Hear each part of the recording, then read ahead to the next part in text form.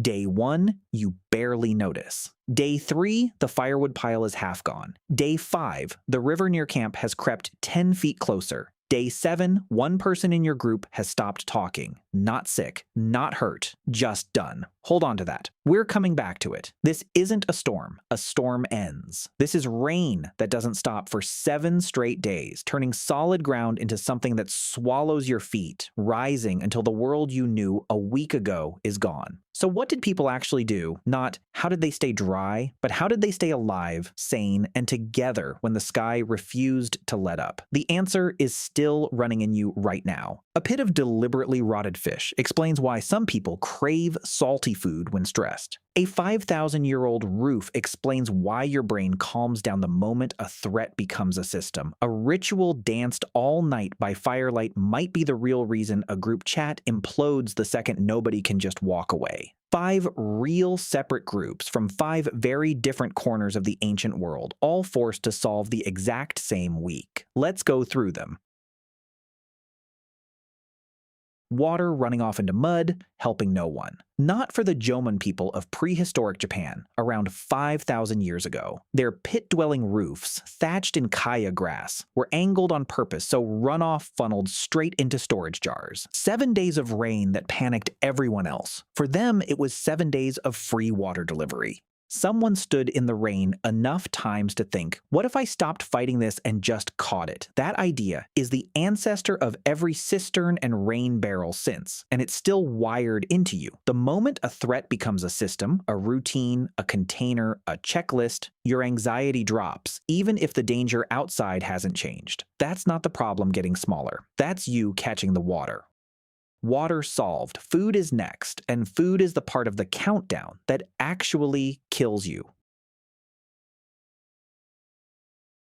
In southern Sweden, roughly 9,200 years ago, a group buried fish on purpose, not to hide it, but to ferment it, at a site called Norge Sunansund. It's the oldest known deliberate fermentation on Earth, timed to a short autumn fish migration right as the wet season closed in. You can't eat a glut like that fast enough, and you can't dry it in non-stop rain. So they sealed it underground and let controlled decay do what fire couldn't, turning it into calorie-dense food that could carry a group through weeks with no hunting at all. That instinct never left you. It's the same wiring behind panic buying before a storm and behind stress-eating, salty, umami-heavy food instead of a salad. Your craving for something intensely flavored during a hard week isn't weakness. It's a 9,000-year-old strategy, misfiring in a body that no longer needs to outlast a flood. Water solved. Food solved. One problem left, the one people almost never plan for.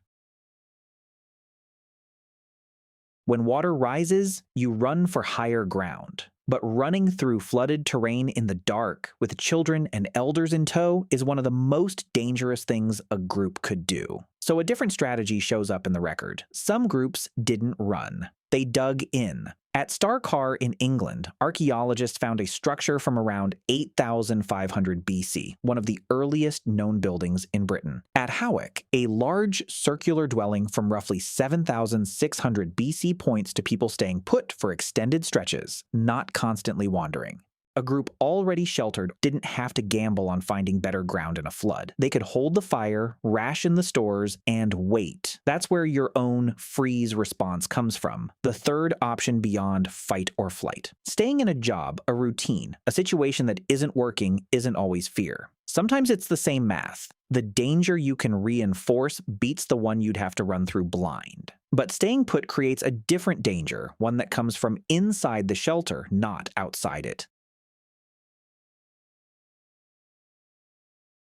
This is the part that explains the silent person from the opening. Hunter-gatherer groups had a built-in pressure valve for conflict, fission-fusion. Bands split up by day, reformed by night, and when tension boiled over, someone simply left and joined another camp. We can still see this today in living hunter-gatherer groups like the Hadza of Tanzania, whom researchers have observed doing exactly this, walking away rather than working it out face to face. A week of trapped rain removes that valve entirely. No walking away, no cooling off. Just the same people, the same cramped space, the same shrinking food pile day after day, with the species' main tool for diffusing conflict completely unavailable. You already know this feeling. A holiday you can't leave, a lockdown with roommates, a group chat that turns toxic the moment no one can quietly exit. That's not really about the argument. It's the same ancient alarm. I can't get away from this person, and my body doesn't know how to process that. Cabin fever isn't a cute expression. It's a 300,000-year-old warning that your escape valve has been sealed shut. That person from the beginning of this video wasn't just tired. They were the pressure valve with nowhere left to vent.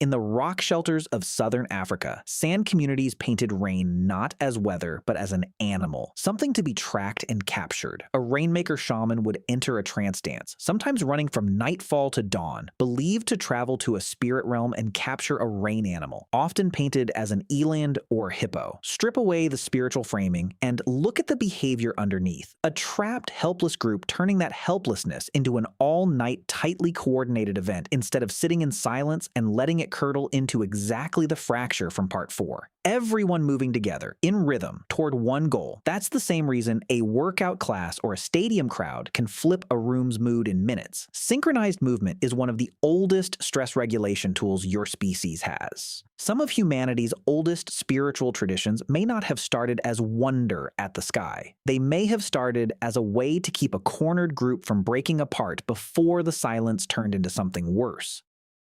5 different groups, 5 different continents, 1 relentless week of rain, and 5 real inventions still shaping you. A roof that turned a threat into a system, a food strategy still running your cravings, a shelter strategy still running your instinct to stay, a fission fusion alarm still running your cabin fever, and a ritual still running your relief on a dance floor. That silent person from the opening is still walking around today. They're the coworker who goes quiet instead of speaking up. They're you 3 days into a trip you can't cut short. None of it is a personality quirk. It's Pleistocene code, still running, still trying to keep a small trapped group of humans alive through a threat that, for most of you watching this, isn't even real anymore. So next time the rain keeps you inside and something low and restless creeps in, you're not just bored. You're feeling exactly what your ancestors felt, and you're only here to feel it because every single time they caught the water, preserved the food, held the shelter, and danced until the silence broke instead of the group.